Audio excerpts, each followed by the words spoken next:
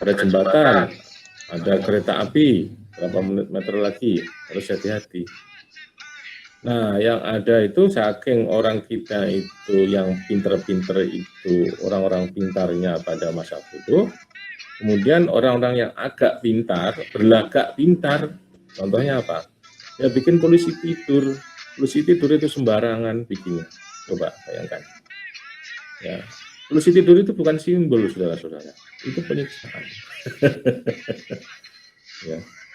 Kalau orang itu kita cerdas, sebetulnya simbol itulah yang bisa menuntun kita. Tapi orang Indonesia ini memang dasarnya yang itu tadi, yang pintar-pintar cuek, yang agak pintar itu merasa lebih pintar. Karena itu dia mainkan, dia bikin aturan sendiri. Contohnya, itu tadi bikin polisi tidur. Ya. Jadi supaya orang katanya ini enggak jatuh, padahal bisa jatuh loh itu, polisi tidur itu. Ya, saya sendiri punya masyarakat, saya pernah jadi pengurus RT, pernah ribut. Kira-kira ada kawan yang ngotot bikin polisi tidur. Saya tidak setuju. Kalau kita prinsipnya estetika, mana ada sih polisi tidur yang estetis? Ya kan? Polisi tidur itu di mana itu bisa mendukung estetika tata kelola wilayah itu. RT Anda, RW Anda, ada polisi tidur. Apakah kelihatan indah? Yang membuat indah itu kan taman, ya. Membuat indah itu kalau kita bisa mengatur pinggir jalan rapi, tempat sampah tidak ada, itu baru indah. Orang akan menikmati dengan nyaman, ya, dengan nyaman. Gitu. Orang trek-trekan itu ya, trek-trekan yang ilegal itu karena di situ kawasan itu tidak di kawasan itu tidak dihuni rata-rata.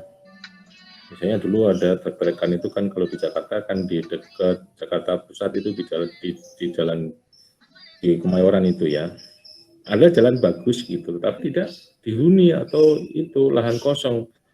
Ya anak muda pada ke situ, pada ngetrek-ngetrekan itu.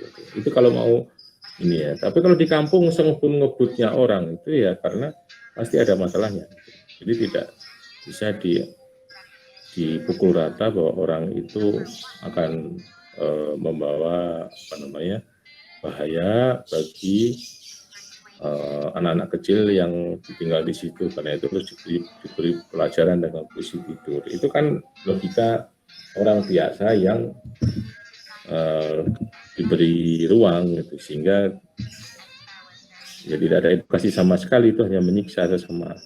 Dia sendiri kalau lewat juga sengsara gitu ya, naik sepeda juga nggak nyaman karena ada polisi itu, ada prosedur itu gitu. Nah, jadi simbolnya sudah tidak lagi berjalan ya. Nah, masyarakat kita banyak yang merasa bahwa simbol itu tidak lagi dimaknai, tapi malah justru hanya memperkotor, memperburuk keadaan. Karena itu dibikinlah untuk dibikin ya tadi contohnya tadi paling nyata. Gitu. Padahal walaupun kalian sudah ada Google Map atau apa, sekarang masih orang itu masih melihat simbol. Bayangkan contohnya di tol itu ya. Nah, tol itu penting antara warna hijau dan warna biru. Nah, itu harus dimaknai simbolnya gitu. Kan sekarang dijelaskan juga kenapa nama kok biru, nama kok hijau. Kalau biru apa, hijau apa, itu kalian cari itu nanti ada, harus dipahami. Gitu. Karena kalau tidak ya kita akan istilahnya boros waktu gitu ya, boros waktu karena akan bisa tersesat bisa apa gitu. Nah ini ada 4 interaksi yang paling umum dipahami oleh ilmuwan sosial, itu interaksi yang sifatnya accidental, kemudian repeated, kemudian regular, dan kemudian regulated. Ya insidental itu ya kita sambil lalu lah ya gitu ya. Terus sambil lalu ini kadang tidak ada, tidak butuh energi yang berlebih ya, tidak butuh impresi yang berlebihan juga atau kesan gitu, biasa aja. Gitu. Ya tidak perlu juga kita tampil percaya diri, enggak, biasa aja. Kita di bandara kan juga biasa aja, di terminal, di stasiun juga biasa-biasa aja. Nggak perlu kita takut atau tidak perlu kita tampil kepedean, biasa aja gitu ya. Karena kita tidak saling kenal, itu accidental. Kemudian repeated. Nah, kalau sudah kenal gitu ya, misalnya ketemu di pasar tradisional itu kan kadang kita kenal dengan penjualnya karena kita sudah sering ke sana lalu bertransaksi, maka kita akan dikenal. Nah, di situ ya kita sudah mulai ada ada aturan yang ada paling tidak gaya bahasa kita atau tata bahasa kita perhatikan. Ya, gitu ya. Atau paling tidak kita memberi salam, ya, senyum kepada orang yang kita temui karena sudah kenal, repeated itu. Ya, jadi interaksinya sudah mulai berbeda. Sudah mulai punya impresi, mulai pesan dengan orang-orang yang sudah terbiasa kita, atau inilah bukan terbiasa ya, kita kenal karena beda dengan yang terbiasa.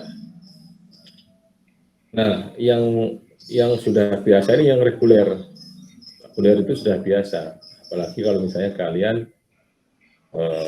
dagang gorengan di rumah, kalian pasti punya langganan tukang sayur di pasar misalnya, dan pelayanannya bagus misalnya, pasti Anda datang ke situ secara rutin. Nah, itu pasti sudah semakin akrab itu. Sudah seperti, kadang-kadang sudah seperti saudara. Nah, gitu ya. Walaupun itu bukan saudara, tapi karena sudah bisnis lama gitu, maka sudah ada chemistry, istilahnya itu ya, chemistry. Nah, yang terakhir itu regulated, itu diatur. Nah, misalnya antara jaksa, hakim, terdakwa ya di pengadilan itu sudah diatur. Nggak boleh hakim kok duduk di meja terdakwa, kan nggak boleh.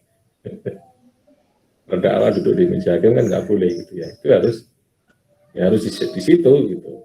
Demikian juga kalau di kelas kuliah itu kan, di mana kapan mahasiswa harus bicara, di mana kapan dosen juga harus bicara, itu ada aturannya. Jadi tidak bisa dibolak-balik gitu. Karena apa? Itu hukum interaksi. Ya, hukum interaksi yang menyatakan bahwa ada regulated, ada regulasinya. Jadi reguler itu artinya kan lebih sering gitu ya, biasa gitu ya. Tapi regulated itu artinya yang justru diatur.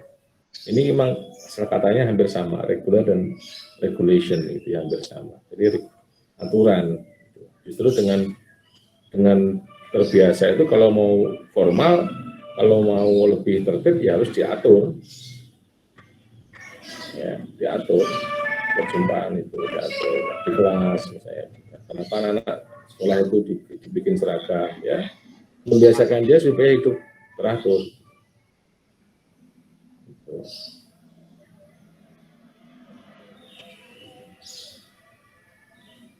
Memang ada perdebatan, kenapa sih negara-negara Barat itu jarang pakai seragam, gitu, tapi hidupnya teratur. Nah, gitu.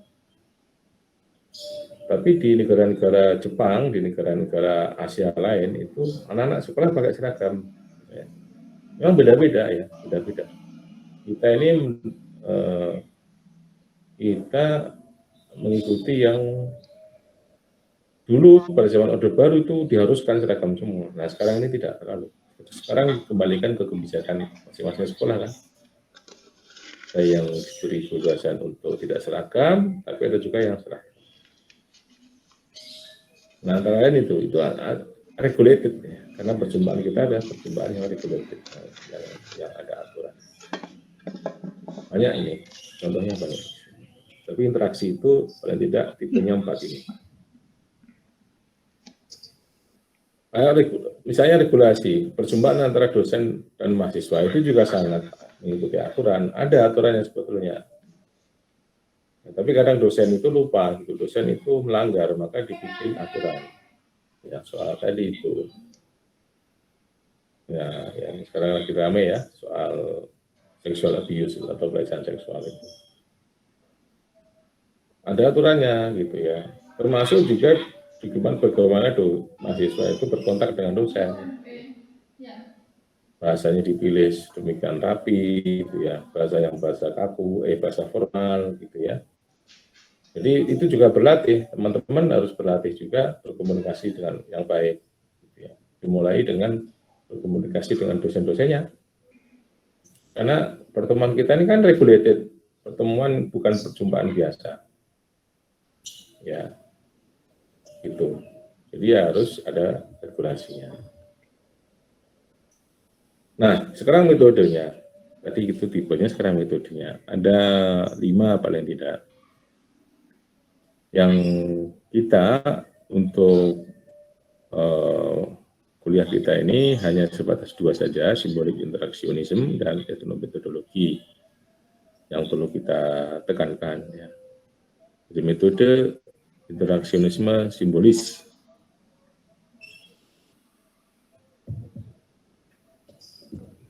Nah, ini tadi saya bilang, tanda dan simbol itu merupakan menu sehari-hari.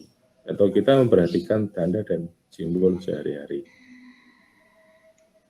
Justru karena kita berinteraksi itu, maka simbol dan tanda itu terbentuk. Jadi tanda dan simbol itu bukan muncul ujuk-ujuk ya.